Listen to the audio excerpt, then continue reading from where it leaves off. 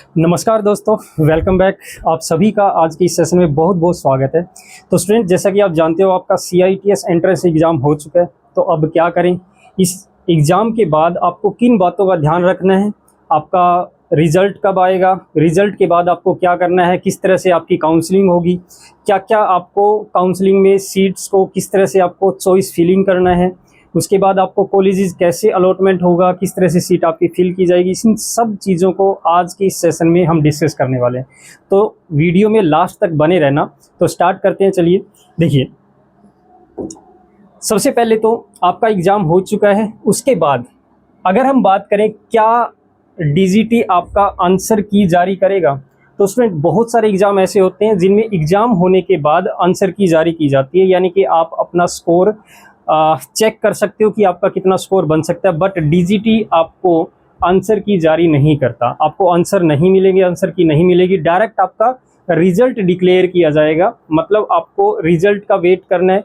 आपको डेट दी जाएगी कि कब आपका रिजल्ट डिक्लेयर होगा, उसके अकॉर्डिंग आपको उस दिन जाके रिजल्ट को चेक करना है। उसके बाद जैसे ही आपका रिजल्ट डिक्लेयर हो जाएगा, उसके बाद मेरिट और रैंक आपके जो भी बनेंगे उसके अकॉर्डिंग आपकी ऑनलाइन काउंसलिंग होगी, उसमें जाके आपका रजिस्ट्रेशन करना है।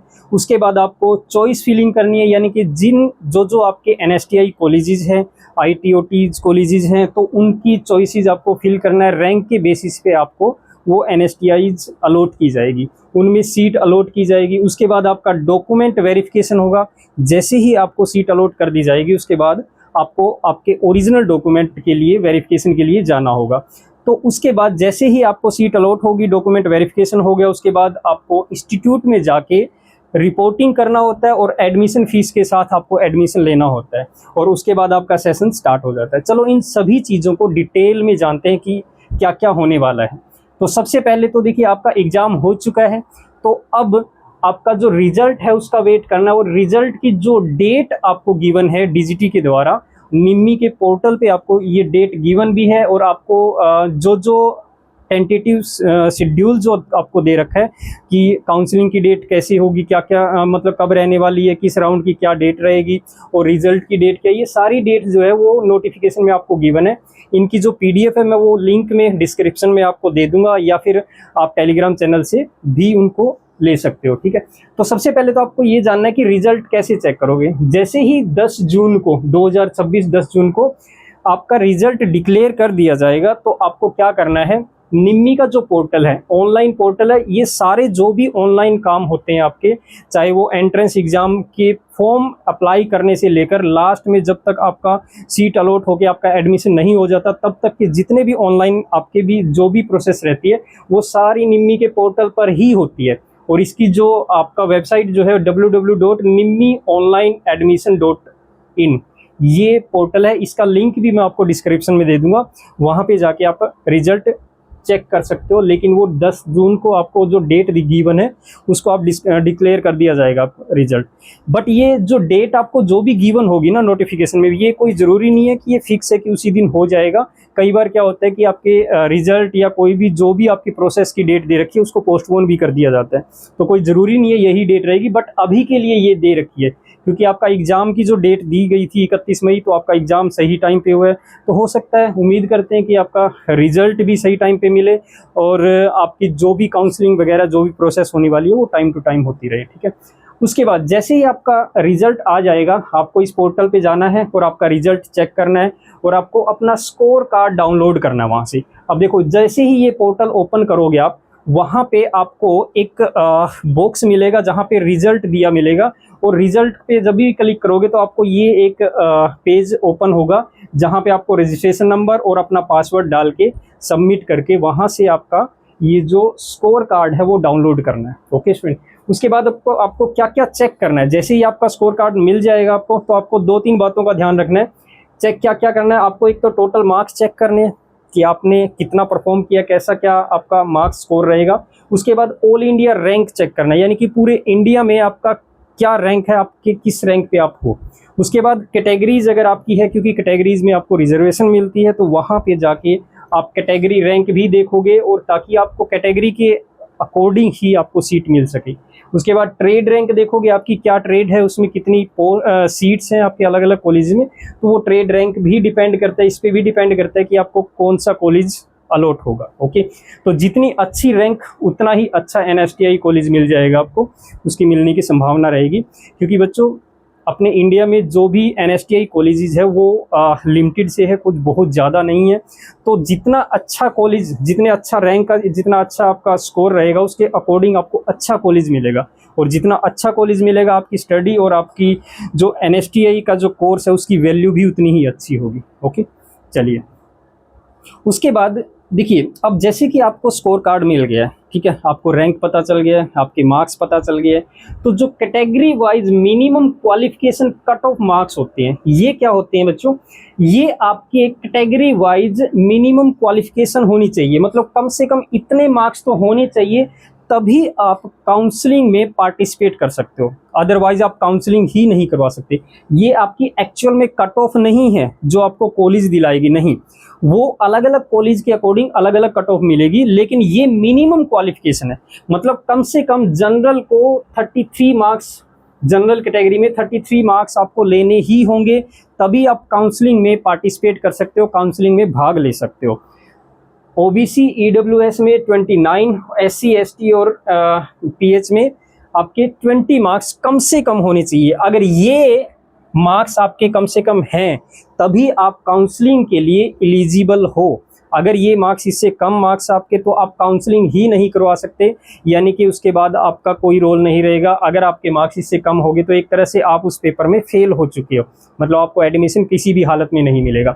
बट एक कंडीशन में मिल सकता है, अगर मान लिया इससे कम मार्क्स है तो आपका एक क्या होता है, स्पोर्ट राउंड कट ऑफ होता है, यानी कि स्पोर्ट राउंड होता है आपकी। क्या होती है, काउंसलिंग में 3 राउंड होते हैं, 3 ज़्यादा कम ज़्यादा भी हो सकते हैं, बट मतलब जो नोटिफिकेशन में दिया गया है वो 3 राउंड का दिया गया है। तो 3 राउंड के बाद एक क्या होता है, स्पोर्ट राउंड होता है, जहाँ पे कॉलेज में जैसे बाई चांस लास्ट में जाके अगर कहीं ना कहीं कोई सीट वैकेंट रह जाती है, खाली रह जाती है, तो उसके बाद कॉलेज अपने एंड पे कॉलेज में जाकर फिजिकल रूप में, यानी कि ऑफलाइन तरीके से वो सीट को फिल करता है। तो वहाँ पे क्या करते हैं कि ये जो मिनिमम क्वालिफिकेशन की जो मार्क्स है, मिनिमम एलिजिबिलिटी क्राइटेरिया है, उसको थोड़ा रिलैक्स्ड कर दिया जाता है, यानी कि जनरल के लिए 17, OBC EWS के लिए 15 और SC ST के लिए 10, ये एलिजिबिलिटी क्राइटेरिया रख दिया जाता है ताकि वो सीट फिल की जा सके, ठीक है। अदरवाइज इनके बाद कोई आपको चांस नहीं मिलेगा, अगर इससे भी कम मार्क्स है तो समझो फेल हो। ओके, उसके बाद देखिए क्वालिफाइंग और मेरिट, मैंने अभी बताया आपको, ये जो आपकी कट ऑफ है ये क्वालिफाइंग है, मतलब कहने का कि कम से कम ये होना चाहिए तभी आप काउंसलिंग में पार्टिसिपेट कर सकते हो। उसके बाद जैसे ये मार्क्स, इससे ज़्यादा आपके मार्क्स है, फिर आप काउंसलिंग में पार्टिसिपेट करोगे। अब जब काउंसलिंग में पार्टिसिपेट करोगे तो वहाँ पे कॉलेज में जितनी सीट है, ठीक है, जितने कैंडिडेट है, उनके बेसिस पे एक कट ऑफ मार्क्स जाएगा कि इस कॉलेज में इतने कट ऑफ मार्क्स वाले बच्चों का एडमिशन हो गया है, बाकी के रह गए हैं, तो वो मेरिट लिस्ट में आ जाते हैं जिनका एडमिशन हो जाएगा। वो 1 बाय 1 आपके राउंड होते हैं, पहले राउंड में फिल किया जाता है, फिर बच जाती है जो बची हुई सीट है वो सेकंड, वो आगे हम डिस्कस करने वाले हैं। चलो देखिए, आप ये समझ गए होंगे कि आपके जो क्वालिफाइंग मार्क्स है वो सिर्फ मिनिमम क्वालिफिकेशन होती है जो काउंसलिंग में पार्टिसिपेट करने के लिए होती है। उसके बाद आपके जितने ज़्यादा मार्क्स होंगे उतने उसी के अकॉर्डिंग आपको जो कॉलेजेस हैं वो अलॉट कर दिए जाएंगे। उसके बाद काउंसलिंग का रजिस्ट्रेशन, यानी कि जैसे ही आपने स्कोर कार्ड डाउनलोड कर लिया, आपने रैंक देख लिया, ठीक है, उसके बाद आपको काउंसलिंग में पार्टिसिपेट करना है। मिनिमम जो आपकी क्वालिफिकेशन है अगर वो आपने अचीव कर ली है तो आपको काउंसलिंग में पार्टिसिपेट करना है। तो वो कैसे करोगे, देखिए सबसे पहले वो आपको डेट दी जाएगी कि कब काउंसलिंग शुरू होगी, आगे हम डिस्कस भी करेंगे कि किस राउंड की कौन सी डेट है। अब डेट के अकॉर्डिंग आपको काउंसलिंग में रजिस्ट्रेशन करवाना होगा। अब रजिस्ट्रेशन में क्या क्या बातों का ध्यान रखना होगा ये देखते हैं। पहली बात तो ये कि निम्मी, वही पोर्टल जो मैंने अभी बताया था जहां पे आपको रिजल्ट मिलेगा, उसी पोर्टल पे जाके आपको रजिस्ट्रेशन करवाना होगा काउंसलिंग के लिए। और आपकी जो फीस रहने वाली है, काउंसलिंग फीस, वो 500 रुपीज़ रहेगी, जो कि नॉन रिफंडेबल है, मतलब आपको रिफंड नहीं होगी, आपका एडमिशन हो या ना हो। दूसरी बात, ये जो 500 रुपीज़ है ये पहले 1000 रुपीज़ होती थी, लगभग 1000 रुपीज़ होती थी, लेकिन अब जो DGT है उन्होंने थोड़ा सा इसको कम कर दिया है, यानी कि 500 रुपये ये फीस कर दिया है काउंसलिंग की। उसके बाद आपको काउंसलिंग फ़ीस डिपॉजिट करने के बाद पर्सनल डिटेल्स को फिल करना होता है, उनको वेरीफाई करना होता है, ठीक है। और फिर डॉक्यूमेंट को अपलोड करना होता है, जो जो डॉक्यूमेंट लगेंगे वो हम आगे डिस्कस भी करेंगे। तो डॉक्यूमेंट को अपलोड करना होता है, उसके बाद आपको ट्रेड सेलेक्ट करना होता है कि आपकी कौन सी ट्रेड है। देखिए, आपने जिस ट्रेड से ITI किया है उसी ट्रेड से आप NSTI में CITS कोर्स कर सकते हो, ठीक है। चलिए, उसके बाद आपको जो रिक्वायर्ड डॉक्यूमेंट रहने वाले हैं कि आपको क्या क्या डॉक्यूमेंट की ज़रूरत पड़ेगी जब आप काउंसलिंग में पार्टिसिपेट करोगे। तो सबसे पहले आपको AICET, यानी कि ये क्या होता है, ये आपका जो एंट्रेंस एग्ज़ाम है उसी को बोला गया है AICET। तो ये इसका जो एडमिट कार्ड आप डाउनलोड करोगे, एडमिट कार्ड जो आपका पहले है, जब आपने एग्ज़ाम दिया उस टाइम आपको जो एडमिट कार्ड जो आपका रोल नंबर होता है वो, उसके बाद आपने जो स्कोर कार्ड, यानी कि रिजल्ट आने के बाद जो आपका स्कोर कार्ड बना है जिसमें आपके मार्क्स आए हैं, वो जो स्कोर कार्ड है वो डाउनलोड करके रखना है। उसके बाद मैट्रिकुलेशन यानी 10th की मार्कशीट वो रखनी है। ITI या डिप्लोमा या डिग्री जो भी किया है उनका जो आपका डिप्लोमा डिग्री मार्कशीट है वो आपको तैयार रखना है। उसके बाद NTC NAC, ये जो सर्टिफिकेट ITI में मिलता है आपको मार्कशीट, और ये दोनों सर्टिफिकेट जो मिलते हैं वो दोनों रेडी रखने हैं।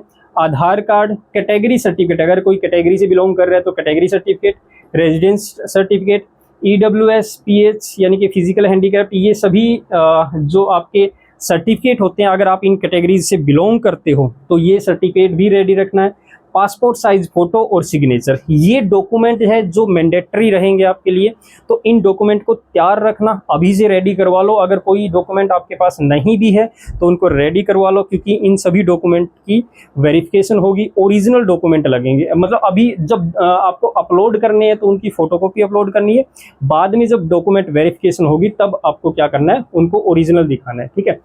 अब बात करते हैं, जैसे ही आपने रजिस्ट्रेशन कर लिया, फीस पे कर दी, ठीक है, आपने ट्रेड फिल कर दी कि कौन सी ट्रेड से बिलोंग कर रहे हो, डॉक्यूमेंट अपलोड कर दिए, उसके बाद आपको क्या करना है, देखिए, उसके बाद आपको चॉइस फिल करनी है। चॉइस का मतलब ये है कि देखिए, आपके सामने मतलब आपकी जैसे कि हमारे इंडिया में काफ़ी सारी NSTIs हैं, ITOTs हैं, तो अपनी चॉइस के अकॉर्डिंग आपको फिल करना होता है कि प्रेफरेंस फिल करनी होती है कि जो जो आपको चाहिए कि सबसे पहले आपको किस NSTI में एडमिशन होना चाहिए। अगर उसमें नहीं होता तो उसके बाद आप क्या चॉइस फिल कर सकते हो, उसमें भी अगर नहीं होता तो उसके बाद क्या।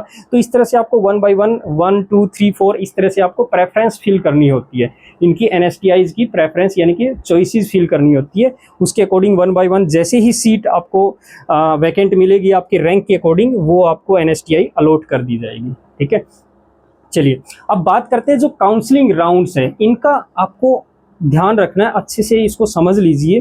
काउंसलिंग राउंड्स क्या होते हैं, देखिए, जैसे ही आपने रजिस्ट्रेशन कर लिया, काउंसलिंग के लिए रजिस्ट्रेशन कर लिया, फीस पे कर ली, डॉक्यूमेंट वगैरह अपलोड कर लिया, सब प्रोसेस कर लिया, उसके बाद जैसे ही आपने क्या किया, चॉइस फिल कर दिया कि आपको किन किन कॉलेजेस में एडमिशन चाहिए, ठीक है। तो चॉइस फिल कर दिया, तो जैसे कि वो फर्स्ट राउंड होगा आपका, पहली बार जब चॉइस फिल करोगे तो फर्स्ट राउंड होगा। इस फर्स्ट राउंड को मिस मत करना। ये जो मैंने लिखा हुआ है बेस्ट चांस, ये क्यों लिखा हुआ है, क्योंकि इसे मिस मत करना, क्योंकि सबसे पहले सभी कॉलेजेस में जितने भी वैकेंट सीट है वो सारी खाली है, तो पहले राउंड में वो फिल की जाएगी। और इसकी जो डेट गिवन है नोटिफिकेशन के अकॉर्डिंग, वो 15 से 18 जून 2026 ये डेट है। पहला राउंड आपका कंडक्ट किया जाएगा। तो पहले राउंड में क्या होगा, सभी सीट को फिल किया जाएगा। अगर आपने पहला राउंड मिस कर दिया तो दूसरे राउंड में तो फिर क्या हो जाएगा, देखिए, रिमेनिंग सीट पे फिलिंग की जाएगी। मतलब ये कि आपकी जो मनपसंद की NSTI है, हो सकता है वो आपको उसकी सीट फिल हो चुकी है, वो आपको मिले ही ना, ठीक है। तो पहले राउंड को मिस मत करना। तो पहला राउंड जो है इस डेट में आपको आपका कंडक्ट किया जाएगा। तो पहले राउंड में क्या होगा, आपने सीट फिल कर दी, चॉइसेस फिल कर दी आपने, ठीक है। तो आपको अगर मिल जाती है, जैसे ही आपको कोई भी सीट अलॉट हो जाती है तो उसके बाद बाकी का प्रोसेस होगा। उसके बाद अगर मान लिया पहले राउंड में आपको सीट नहीं मिली है तो क्या करोगे, सेकंड राउंड में आपको दूसरा चांस मिलेगा। यानी कि पहले राउंड के बाद जो जो सीट वैकेंट रह जाएगी उन पे फिर दूसरा राउंड कंडक्ट किया जाएगा। दूसरे राउंड में दोबारा से चॉइसेस फिल की जाएगी, ठीक है। उसके अकॉर्डिंग ही आपको रिमेनिंग सीट्स पे अलॉटमेंट मिलेगी, यानी कि आपको सीट भरनी होगी। तो ये जो सेकंड राउंड है वो 30 जून से 3 जुलाई तक चलेगा, ठीक है। उसके बाद थर्ड राउंड होगा, यानी सेकंड राउंड के बाद भी अगर कोई वैकेंट सीट बच जाती है तो थर्ड राउंड कंडक्ट किया जाएगा, जो कि 15 से 18 जुलाई के बीच में होगा। लास्ट में जो है वो स्पॉट राउंड होता है, मतलब फाइनली जब 3 राउंड कंप्लीट हो जाएंगे तब भी अगर किसी कॉलेज में सीट एक दो खाली रह जाती है, कई बार क्या होता है कि कुछ बच्चे एडमिशन लेके उसके बाद वो उसको चेंज कर लेते हैं, कहीं और चले जाते हैं, ठीक है, या फिर वो अपना एडमिशन लेने के बाद या कंफर्म ही नहीं करते कॉलेज में जाके, तो क्या होता है लास्ट में अगर बच गया तो फिर स्पॉट राउंड होता है, यानी ऑन द स्पॉट फिल की जाती है। मतलब कॉलेज में जाके कॉलेज वाले जो है ऑफलाइन या फिजिकल रूप से उसको फिल करते हैं, जो भी 1-2 सीट बच जाती है। तो ये फाइनल अपॉर्चुनिटी होती है। मतलब अगर आपका 3 राउंड में भी नहीं होता है तो आपको लास्ट में एक जो अपॉर्चुनिटी मिलेगी वो स्पोर्ट राउंड में मिलेगी, जो कि 3 से 5 अगस्त के बीच में कंडक्ट किया जाएगा। इस बीच में आपको कॉलेज में जाना होगा, जो भी अगर आपको चेक करना होगी कि किस कॉलेज में कितनी सीट बची हुई है, तो उसके अकॉर्डिंग आपको कॉलेज में कॉल करके या जैसे कि ऑनलाइन चेक करके वो चीज़ें देख के आपको उस कॉलेज में जाना होगा, और उसके बाद वहाँ पे कॉलेज वाले डिसाइड करेंगे कि आपको ये सीट मिल सकती है। हो सकता है आपसे पहले कोई और आ गया हो, या उनमें जो भी मतलब मेरिट लिस्ट में होगा उसके अकॉर्डिंग आपको वो सीट मिल जाएगी।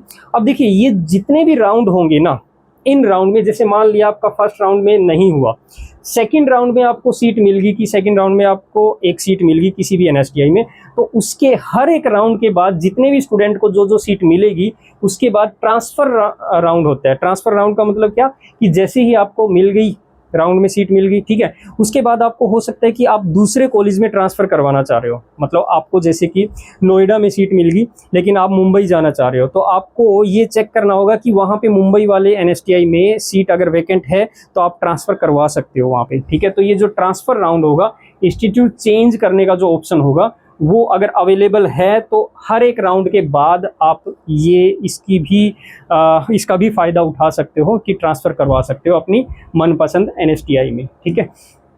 चलिए अब जो चॉइस फिलिंग में है उसमें आपको किन किन बातों का ध्यान रखना है ये बात देख लीजिए।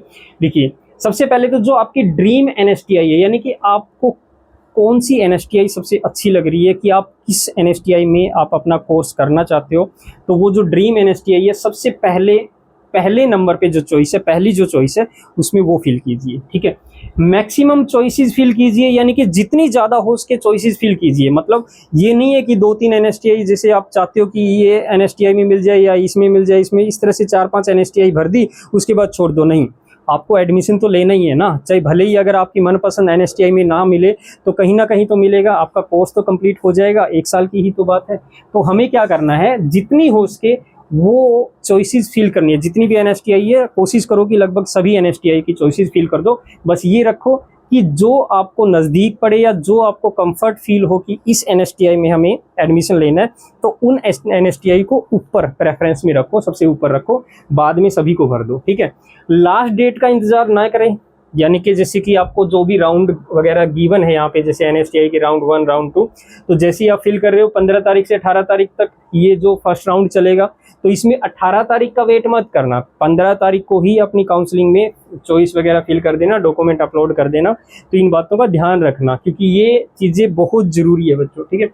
प्रीवियस ट्रेंड्स देखें, यानी कि आप ये देख सकते हो कि आपके मार्क्स जितने हैं, आपका रैंक जो है उसमें आपको कौन सी एनएसटीआई मिल सकती है, कौन से कॉलेज में आपका एडमिशन हो सकता है। तो पिछले साल के जो ट्रेंड्स है वो चेक कर सकते हो कि किस एनएसटीआई में कितना मतलब कट ऑफ गया था मार्क्स की, इसमें एडमिशन लेने के लिए ये कट ऑफ गया था, क्योंकि हर एक कॉलेज का अलग अलग कट ऑफ होता है, ठीक है। जो पॉपुलर एनएसटीआई है उनका कट ऑफ थोड़ा ज़्यादा हो जाता है, बाकी की जो एनएसटीआई है उनका थोड़ा कट ऑफ नीचे चला जाता है, ठीक है। केयरफुली सबमिट करें, कोई भी गलती मत कीजिए क्योंकि गलती बहुत महंगी पड़ सकती है, ठीक है। चलिए तो सीट अलॉट कैसे होती है, जैसे ही आपने जो चॉइस फिल कर दी, काउंसलिंग का जो आपका काम था वो आपने कर दिया है, उसके बाद जो आपको सीट अलॉट की जाएगी वो किस बेसिस पे की जाएगी। तो यहाँ पे सीट अलॉटमेंट करने के लिए किन किन चीज़ों पे डिपेंड करता है सीट अलॉटमेंट, वो आपका एक तो रैंक, यानी कि जो आपका एंट्रेंस एग्जाम हुआ है आपके उसमें मार्क्स क्या है, आपका रैंक क्या है, उस रैंक पे बेस। दूसरा जैसे कैटेगरी में रिजर्वेशन, मतलब जो अगर आप किसी कैटेगरी से बिलोंग करते हो तो उस कैटेगरी में कितनी सीट है उस पर डिपेंड करता है और आपकी रिजर्वेशन कितनी है। उसके बाद जो एनएसटीआई आपने प्रेफरेंस में भरी है, मतलब आपने जिन जिन एनएसटीआईज को फिल किया है तो उनमें कितनी सीट वैकेंट है उसके अकॉर्डिंग, आपके रैंक के अकॉर्डिंग उनमें फिल किया जाएगा, या अवेलेबल सीट कितनी बची हुई है उस पर डिपेंड करता है ये, ठीक है। तो यदि आपकी पहली पसंद की सीट भर गई तो अगली प्रेफरेंस पर सीट मिलेगी। देखो सिंपल सी बात है, जैसे मान लिया आपने पहली जो चॉइस फिल की है वो उसने NSTI मान लिया मुंबई फिल कर दी, ठीक है। दूसरी पे आपने क्या कर दिया, नोएडा। तीसरी पे मान लेते हैं आपने लुधियाना फिल कर दिया, ठीक है। चौथी पे आपने मान लेते हैं कि जैसे कि कानपुर फिल कर दिया। तो क्या होगा कि जैसे सबसे पहले आपने जो चॉइस फिल किया, आपके रैंक के अकॉर्डिंग पहले ये चेक किया जाएगा कि क्या आपकी पहली जो चॉइस है उसमें आपका एडमिशन हो सकता है, यानी कि आपका जो रैंक है उससे नीचे वाले रैंक सबकी फिल करने के बाद जब आपकी बारी आएगी तो उस टाइम ये चेक किया जाएगा कि मुंबई वाली NSTI में कोई सीट खाली है क्या। अगर वहां पे खाली नहीं है तो फिर अगली NSTI को चेक किया जाएगा कि अगली नोएडा है तो क्या नोएडा में सीट खाली है।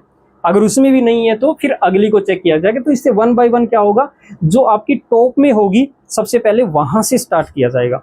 तो जो आपकी मनपसंद NSTI है उसको सबसे ऊपर पे रखिए, उसके बाद 1 बाय 1 जो आपकी मतलब NSTI जो है जो जहाँ जहाँ आप एडमिशन लेना चाहते हो उसके अकॉर्डिंग उनको फिल करते रहना, ठीक है। तो आपकी प्रेफरेंस पे बेस्ड ही आपको सीट अलॉट की जाएगी, ओके। चलिए, सीट अलॉटमेंट का जो रिजल्ट है वो भी साथ ही साथ, जैसे कि आपका फर्स्ट राउंड कंडक्ट हो गया उसके बाद अगले दिन या उससे अगले दिन जैसे भी वो डेट गिवन है सभी, ठीक है। तो वो डेट के अकॉर्डिंग आपको पहले जब राउंड होगा, राउंड आपके फिलअप किए जाएंगे, उस टाइम आपको डेट गिवन होगी कि इस डेट को आपको रिजल्ट मिल जाएगा। जैसे ही फर्स्ट राउंड कंप्लीट हुआ तो उसका रिजल्ट डिक्लेयर कर दिया जाएगा, ठीक है। सेकंड राउंड कंप्लीट हुआ उसके बाद उसका रिजल्ट डिक्लेयर कर दिया जाएगा। तो जैसे ही आपको रिजल्ट डिक्लेयर हुआ तो उसमें आपको चेक करना है, वही ऑनलाइन पोर्टल पे, निमी पोर्टल पे जाके आपको चेक करना है कि आपको सीट मिली है या नहीं मिली। जैसे ही आपको सीट मिल जाती है, किसी भी राउंड में मिलती है, देखिए पहले राउंड में मिलती है तो उसके बाद बाकी की प्रोसेस आपको करनी है। अगर पहले में नहीं मिलती है तो दूसरे राउंड का वेट करना पड़ेगा, ठीक है। अब मान लिया कि आपको पहले या दूसरे राउंड में जैसे ही आपको सीट मिल जाएगी तो उसके बाद आपको क्या करना है ये ध्यान से देख लो। डाउनलोड क्या क्या करना है, जैसे ही आपको सीट अलॉट हो गई है तो आपको प्रोविजनल अलॉटमेंट लेटर डाउनलोड करना है वहां से, निमी के पोर्टल से, ठीक है। तो वो सब ये सारी डिटेल जैसे जैसे आपको काउंसलिंग का जब टाइम आएगा ना तो हम और भी वीडियोस बनाएंगे जहां पे आपको 1 बाय 1 सारी डिटेल अच्छे से समझाई जाएगी कि अब आपको क्या करना है। लेकिन उससे पहले भी आपको इन चीज़ों की नॉलेज होनी चाहिए। तो सबसे पहले क्या करना है आपको, प्रोविजनल अलॉटमेंट लेटर, एक लेटर जो आपको सीट अलॉट की गई है ना तो उसका एक प्रोविजनल लेटर मिलेगा जो कि आपको अपना डाउनलोड करना है, ठीक है। उसके बाद रिपोर्टिंग शेड्यूल दिया जाएगा आपको कि आपका जैसे कि रिजल्ट आ गया किसी भी राउंड का, आपको सीट अलॉट हो गई है तो आपको एक शेड्यूल दिया जाएगा, एक टाइम दिया जाएगा, एक डेट दी जाएगी कि आपको कॉलेज में जाके, किसी भी NSTI में जाके आपको क्या करना है, वहाँ पे रिपोर्टिंग करनी है, ठीक है। तो ये चीज़ें केयरफुली चेक करनी है। ट्रेड का नाम चेक करना है, जो भी आपको सीट अलॉट हुई है उसमें कौन सी ट्रेड में हुई है। NSTI का नाम चेक करना है अच्छे से कि कौन सी NSTI में आपके कौन से कॉलेज में सीट आपको मिली है। रिपोर्टिंग डेट का ध्यान रखना, जैसे ही आपको कोई भी सीट अलॉट हो जाएगी तो उसके बाद आपको डेट का ध्यान रखना कि कब जाके आपको रिपोर्टिंग करनी है कॉलेज में जाके। फीस डिटेल को ध्यान में रखना, एडमिशन इंस्ट्रक्शन जितनी जो भी है उनको अच्छे से पढ़ लेना, उनको अच्छे से ध्यान से दिमाग में रखना, ठीक है। तो जैसे ही आपने ये चीज़ें डाउनलोड कर ली, प्रोविजनल लेटर डाउनलोड कर लिया, ठीक है, उसके बाद जो रिपोर्टिंग शेड्यूल आपको दिया जाएगा, टाइम जो दिया जाएगा, उस टाइम प्रॉपर टाइम पे आपको कॉलेज में जाके क्या करना है, आपको रिपोर्टिंग करनी है, ठीक है। अब उससे पहले आपको ये चीज़ पता होनी चाहिए कि जैसे ही आपको सीट अलॉट हो गई है तो आपको एडमिशन लेने के लिए कॉलेज में जाना होगा। तो कॉलेज में जाने के लिए हमें जो फीस लगेगी हमारी पूरे कोर्स की, तो वो क्या क्या होगी। देखिए, जनरल की जो कोर्स की फीस, ये पूरी साल की फीस है, एनुअल फीस है, मतलब इसके अलावा आपका कुछ नहीं है। मतलब जो जनरल है उसकी 2420 रुपये फीस लगेगी पूरे कोर्स की। SC ST इसमें OBC भी आ गया जनरल में, ठीक है, 2420। और SC ST या फिजिकल हैंडीकैप्ड जो है उनकी 920 रुपये लगेगी। हॉस्टल और सिक्योरिटी चार्जेस जो है वो अलग होंगे। अगर किसी, देखिए सभी NSTI में हॉस्टल्स नहीं है, जिसमें है तो उनके हॉस्टल के जो चार्जेस रहेंगे वो आपके अलग से होंगे, इस फीस के अलावा होंगे। ये कोर्स की फीस है बच्चों, ठीक है। उसके बाद अगर ITOTs है, यानी कि ITOTs क्या होता है, NSTI तो आपका सरकारी हो गया, ITOTs क्या होते हैं, ये प्राइवेट संस्थान होते हैं, ठीक है, अंडर गवर्नमेंट के अंडर में ही होते हैं, DGT के अंडर में ही होते हैं, बट उनकी जो फीस होती है वो थोड़ी सी ज़्यादा होती है, उसके अलग अलग चार्जेज होते हैं। तो वो अलग अलग जो ITOTs हैं उनकी अलग अलग फीसिज है, अलग अलग उनके पॉलिसीज है जो फीस के अकॉर्डिंग है, ठीक है। चलिए, अब जो डॉक्यूमेंट वेरिफिकेशन है, जैसे ही आपको सीट अलॉट हो गई है, ठीक है, जैसे ही आपको सीट अलॉट होगी, आपने जो सीट अलॉटमेंट का जो प्रोविजनल लेटर है वो आपने डाउनलोड कर लिया है, तो आपको क्या करना होता है, किसी भी पास के इंस्टीट्यूट में, यानी कि कोई भी एनएसटीआई है आसपास जो आपके एनएसटीआई है, कोई ज़रूरी नहीं है कि जो एनएसटीआई आपको मिली है उसी में जाना, ऐसा ज़रूरी नहीं है। जैसे मान लिया आपको सीट अलॉट हो गई है मुंबई की एनएसटीआई में, लेकिन आप हो सकता है कि मतलब उत्तर प्रदेश या हरियाणा से हो, तो आप क्या करोगे, आपके आसपास जो एनएसटीआई नोएडा लगती है, तो आप नोएडा में जाके रिपोर्टिंग कर सकते हो। कोई ज़रूरी नहीं है जहाँ पे आपको सीट मिली है वहीं पर जाना है। तो आप जो आपके आसपास के एरिया में जो एनएसटीआई है वहाँ पर जाके आप अपनी इंस्टीट्यूट में जाके रिपोर्टिंग के समय ओरिजिनल डॉक्यूमेंट लेकर जाना होगा वहाँ पे वेरिफिकेशन के लिए। तो वहाँ पे जाके आपको डॉक्यूमेंट वेरीफाई करवाने हैं, ठीक है। ओरिजिनल डॉक्यूमेंट लेके जाना, ध्यान रखना, क्योंकि अगर आपने छोटी सी मिस्टेक कर दी तो आपका एडमिशन कैंसिल हो सकता है, ठीक है। तो जो भी आसपास का एनएसटीआई होगा वहाँ पे ओरिजिनल डॉक्यूमेंट लेके उसको वेरीफाई करवाना है, एडमिशन कंफर्म हो जाएगा वहाँ पे। जैसे ही आपने डॉक्यूमेंट वेरीफाई करवाए और वेरिफिकेशन कंप्लीट होती है तो आपका एडमिशन कंफर्म हो जाएगा कि आपका एडमिशन जिस भी एनएसटीआई में हुआ है तो वहाँ पे वो सीट आपकी जो है वो कंफर्म हो जाएगी, ठीक है। तो ये बात ध्यान रखना, कोई भी अगर डॉक्यूमेंट मिस हो गया है आपका तो आपका एडमिशन कैंसिल हो सकता है। ये बात ध्यान रखना बच्चों, कि जितने भी मैंने डॉक्यूमेंट बताए हैं उन सभी डॉक्यूमेंट को पहले ही रेडी करवा लो। कोई भी अगर डॉक्यूमेंट आपके पास नहीं है तो वो टाइम से पहले, काउंसलिंग होने से पहले ही रेडी करवा लो, क्योंकि अगर एक भी डॉक्यूमेंट वेरीफाई नहीं हुआ, कोई भी डॉक्यूमेंट मिस हो गया तो आपका एडमिशन कैंसिल, मतलब 1 साल बाद पे बात चली जाएगी, ठीक है। चलो, तो फाइनल एडमिशन कैसे होगा, देखिए जैसे ही आपने सीट अलॉट होगी तो आपने आसपास के एनएसटीआई में जाके कंफर्मेशन करवा दी, रिपोर्टिंग कर दी, डॉक्यूमेंट वेरीफाई करवा दिए, वहाँ से आपको क्या मिलेगा, एक जो एडमिशन का प्रोविजनल लेटर जो वो बना के देंगे तो वो मिलेगा। उसको लेके क्या करना होता है, आपको फिर बाद में फाइनल एडमिशन करवाना होता है। एडमिशन का मतलब कंफर्म तो हो चुका आपका एडमिशन, लेकिन आपको जिस कॉलेज में एडमिशन मिला है उस कॉलेज में जाना होगा बाद में। तो वहाँ पे आपको क्या होगा, एडमिशन कंफर्म होने के बाद आपको जो इंस्टीट्यूट में आपका एडमिशन होगा वो ये चीज़ें जारी करेगा, यानी कि आपको एक एनरोलमेंट नंबर मिलेगा, इंस्टीट्यूट आईडी मिलेगी, ठीक है, टाइम टेबल मिलेगा कि आपकी क्लासेस वगैरह कब से स्टार्ट होनी है, ओके। हॉस्टल अगर आपको चाहिए वहाँ पे तो वो हॉस्टल अलॉटमेंट जो है वो होगी वहाँ पे जाके। बैच का एलोकेशन मिलेगा, यानी कि कौन से बैच में आपका कोर्स शुरू किया जाएगा, ठीक है। तो ये सभी जो है ये संस्थान के द्वारा जारी किया जाएगा, यानी कि जिस एनएसटीआई में आपका एडमिशन हुआ है वहाँ पे जाके ये सब चीज़ें मिलेगी, ठीक है। उससे पहले आपके सारे डॉक्यूमेंट वेरिफिकेशन वगैरह, एडमिशन कंफर्मेशन वगैरह वो सब हो जाना है वहाँ पे बाद में जाके, कि आपको वहाँ पे पहुँच के बस ये लगा लो कि अपना कोर्स स्टार्ट करना है, ठीक है। चलो, उसके बाद देखिए जो टॉप पॉपुलर एनएसटीआईज है अपने इंडिया में, यानी कि जिनके सबसे ज़्यादा मतलब ये है कि फेमस है, तो भी कुछ एक की मैंने नाम दे रखे हैं, नोएडा, हैदराबाद, चेन्नई, कोलकाता, लुधियाना, जमशेदपुर, मुंबई, देहरादून। तो ये थोड़ी सी फेमस है, तो कोशिश करना कि इन एनएसटीआईज में अगर आपको एडमिशन मिल जाए तो बहुत बढ़िया बात है, ठीक है। तो ये कुछ एक पॉपुलर एनएसटीआईज है। तो कॉमन मिस्टेक, बच्चे क्या क्या मिस्टेक करते हैं उनका ध्यान रखना, आप मिस्टेक मत करना। एक तो जैसे कि काउंसलिंग मिस मत करना, कोई भी राउंड है, पहला राउंड से लेकर लास्ट राउंड तक, जब तक आपको सीट नहीं अलॉट हो जाती है तब तक आप कोई भी काउंसलिंग मिस मत करना। चेक करते रहना, डेट वगैरह सभी शेड्यूल वगैरह चेक करते रहना। कोई भी डॉक्यूमेंट रॉन्ग अपलोड मत करना, ध्यान से अपलोड करना। अगर नहीं आता है तो किसी से करवा लेना, सीएससी सेंटर से करवा लेना। चॉइस फिलिंग में जल्दबाजी मत करना, ध्यान से करना, खुद बैठ के एक बार अच्छे से उन चीज़ों को बार बार देख के, और किसी और से अगर करवा रहे हो तो उनको अच्छे से देख के, बार बार देख के उनको अच्छे से फिल करना चॉइस। क्योंकि अगर चॉइस गलत फिल कर दी तो आपको मतलब जो आपको चाहिए, आपकी जो ड्रीम एनएसटीआई है उसके अलावा कोई और मिल सकती है। इन बातों का भी ध्यान रखना।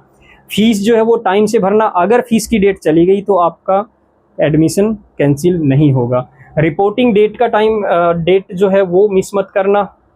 अगर आपको सीट अलॉट हो गई है तो रिपोर्टिंग करनी है जाके एनएसटीआई में, किसी भी आसपास के एनएसटीआई में, या फिर आसपास के एनएसटीआई में डॉक्यूमेंट वेरिफिकेशन होगी, उसके बाद आपको एनएसटीआई मिली है, जो कॉलेज मिला, वहाँ पे जाके जब रिपोर्टिंग करनी है। तो ये जो रिपोर्टिंग का टाइम है उनको ध्यान रखना, मिस मत करना, कुछ भी हो जाए वहाँ पे पहुँचना टाइम पे, ठीक है।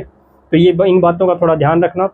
उसके बाद जो CITS जो कोर्स होगा आपका एनएसटीआई कॉलेज में, तो वो जो कोर्स है वो आपका 1 साल का होगा। इसके बारे में थोड़ी डिटेल बता देता हूँ। ट्रेनिंग में क्या क्या होगा आपके उस कोर्स में, आपका ट्रेड थ्योरी होगा, ट्रेड प्रैक्टिकल होगा, ठीक है, ये सब्जेक्ट जो भी होगा सब्जेक्ट से रिलेटेड। ट्रेनिंग मेथडोलॉजी होगा, यानी कि कैसे ट्रेनिंग की दी जाती है ITI में। इंस्ट्रक्टर बनने के बाद आप किस तरह से ITI में पढ़ाओगे, वो सब चीज़ें सिखाई जाएगी। वर्कशॉप कैलकुलेशन होगा जिसमें थोड़ा बहुत कैलकुलेशन का पार्ट रहेगा, ठीक है। इंजीनियरिंग, ड्राइंग, ये सब्जेक्ट होंगे ड्राइंग वगैरह का, ठीक है। तो फाइनल एग्ज़ाम जो है एनसीवीटी द्वारा कंडक्ट किया जाएगा। जैसे आपने आईटीआई की है, एनसीवीटी ये पता ही आपको, ठीक है। तो ये फाइनल एग्ज़ाम आपके कंडक्ट करेंगे, ठीक है। उसके बाद आफ्टर सीआईटीएस करियर अपॉर्चुनिटी क्या होगी? देखिए बच्चों, अगर आपने सीआईटीएस कंप्लीट कर लिया, जैसे ही 1 साल बाद आप सीआईटीएस कंप्लीट कर लोगे एनएसटीआई किसी भी कॉलेज में, तो आपके पास क्या क्या अपॉर्चुनिटीज़ होगी ये भी मैंने यहाँ पे डिस्कस किया है। देखिए, गवर्नमेंट आईटीआई में जो इंस्ट्रक्टर की पोस्ट होती है वो सीआईटीएस करने के बाद ही आपको मिलेगी, ठीक है। वो जैसे ही वैकेंसी निकलती है तो अप्लाई कर सकते हो। प्राइवेट आईटीआई में इंस्ट्रक्टर की पोस्ट पे आप पढ़ा सकते हो। स्किल डेवलपमेंट ट्रेनर, ये जो प्रधानमंत्री स्किल योजनाएं होती है उनमें भी आप स्किल डेवलपमेंट के ट्रेनर बन सकते हो। एनएसटीआई इंस्ट्रक्टर अपॉर्चुनिटी, यानी कि जिस एनएसटीआई में आप पढ़ के वो कोर्स कंप्लीट किया है, जस्ट उसके बाद जो एनएसटीआई में जो आपको टीचर पढ़ाएंगे वो जो पोस्ट है उन पे भी आप अप्लाई कर सकते हो एनएसटीआई करने के बाद। यानी कि उसके लिए आपको अलग से कोई कोर्स करने की ज़रूरत है। यानी एनएसटीआई में जो आपने सीआईटीएस कोर्स किया है उसके जस्ट बाद आप एनएसटीआई में भी पढ़ा सकते हो, ओके। अप्रेंटिसशिप ट्रेनर बन सकते हो, इंडस्ट्री में ट्रेनिंग दे सकते हो किसी भी जैसे कि जो वर्कर्स होते हैं उनको। टेक्निकल फैकल्टी बन सकते हो किसी भी कॉलेज में, जो आईटीआई, प्राइवेट आईटीआई है या गवर्नमेंट आईटीआई है उनमें, जैसे कि गेस्ट फैकल्टी के रूप में या कोई भी टेक्निकल फैकल्टी बन सकते हो, ठीक है। चलिए, तो कुछ इम्पोर्टेंट एडवाइस है स्टूडेंट्स के लिए, क्या क्या मिस नहीं करना है। रिजल्ट की डेट मिस मत करना, जैसे ही रिजल्ट डिक्लेयर हो जाएगा फटाफट अपना रिजल्ट देख लेना, स्कोर कार्ड वगैरह डाउनलोड कर लेना। काउंसलिंग की रजिस्ट्रेशन, उसका कब रजिस्ट्रेशन होना है डेट मिस मत करना। फीस वगैरह अच्छे से फिल करना, चॉइस वगैरह जो है अच्छे से फिल करना। सीट अलॉट होने के बाद उसका जो लेटर होगा, प्रोविजनल लेटर, वो डाउनलोड कर लेना। फीस पेमेंट जो डेडलाइन है, मतलब जो डेट मिलेगी आपको कि इस डेट तक आपको फीस पे करनी है, तो वो फीस पेमेंट की डेट को ध्यान में रखना, मिस मत करना। ये जो लास्ट डेडलाइन जो होती है आपकी, उसके बाद आपका एडमिशन नहीं होगा अगर फीस पे नहीं की। तो रिपोर्टिंग डेट को भी ध्यान में रखना कि आपको कॉलेज में जाके कब वेरिफिकेशन करवाने हैं डॉक्यूमेंट या एडमिशन कंफर्म करवाना है। ओरिजिनल डॉक्यूमेंट को साथ में रखना, क्योंकि अगर ओरिजिनल डॉक्यूमेंट अगर वेरिफिकेशन हो रहा है और आपके पास एक भी डॉक्यूमेंट अगर नहीं है तो आपका एडमिशन कैंसिल हो सकता है। 1 मिस्टेक सीट लॉस, अगर आपने कोई भी एक मिस्टेक कर दी तो आपकी सीट गई, ठीक है। तो ये ध्यान रखना। उसके बाद जैसे कि हमने जो भी शेड्यूल्स आपको बताए हैं, डेट कब कब रहेगी, जो आपकी एनएसटीआई की जो काउंसलिंग की या रिजल्ट की जो भी डेट है वो नोटिफिकेशन में आपकी आई हुई है। वो सभी नोटिफिकेशन की जो पीडीएफ है मैं टेलीग्राम चैनल पे भी डाल दूंगा और डिस्क्रिप्शन में लिंक भी डाल दूंगा, ठीक है। तो अगर आपको टेलीग्राम चैनल ज्वाइन करना है तो फैशन स्टडी विद राधिका, ये जो चैनल का नाम है टेलीग्राम पे, ये इसको स्कैन करके भी कर सकते हो या फिर आप सर्च भी कर सकते हो। बाकी मैं डिस्क्रिप्शन में इसका लिंक भी डाल दूंगा, ओके स्टूडेंट। तो चलिए मिलते हैं नेक्स्ट अपडेट के साथ, नेक्स्ट क्लास के साथ। तो जैसे ही आपकी एनएसटीआई में आपका एडमिशन हो जाएगा तो एनएसटीआई में जो आपके कोर्सेज होंगे, जो आपके सब्जेक्ट होंगे, उनसे रिलेटेड वीडियोज़ भी हम लाते रहेंगे, वहाँ पर भी हम स्टडी करेंगे, आपको वो सब्जेक्ट ज़रूर पढ़ाएंगे, ओके स्टूडेंट। चलिए मिलते हैं नेक्स्ट क्लास में, नेक्स्ट सेशन में। Thank you, bye.